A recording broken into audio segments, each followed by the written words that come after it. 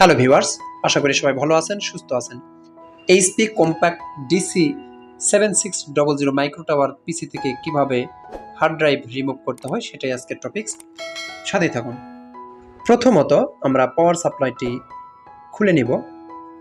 এভাবে উপরের দিকে হালকা করে টান দিলে এটা খুলে যাবে। তো আমরা এটা সরিয়ে নিলাম। তারপর যেটা করতে হবে, এটা সিডি রোম, আমরা সিডি রোম একটু উঠিয়ে নিব। আর এখানে যেটা দেখতে পাচ্ছেন সবুজ, এটা হচ্ছে লক, এইটা হচ্ছে লক। এটাকে আমরা হালকা পিছনের দিকে একটু টেনে ধরব এবং সামনের দিকে এটা হার্ড ড্রাইভটা প্রেস করব। তো তার আগে যেটা করতে হবে, আমাদের এই যে সিডি রোম বা ডিভিডি রোম, এগুলো আমি একটু উঁচু করে নিলাম আমাদের সুবিধার্থে। তারপর ডাটা কেবল এবং পাওয়ার কেবল খুলে নিব।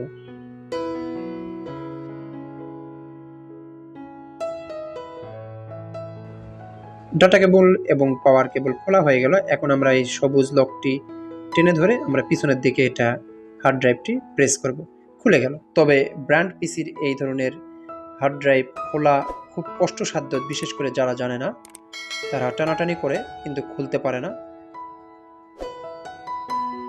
ঠিক ওয়েতে যদি খোলার চেষ্টা করা হয় তাহলে খুব সহজেই খুলে যায়। তো আমরা এভাবে খুলব। আশা করি ভিডিওটি আপনাদের উপকারে আসবে। এইটা হচ্ছে লক, মনে রাখবেন এইটা লকটা এভাবে টেনে ধরতে হবে। ভালো থাকবেন, সুস্থ থাকবেন।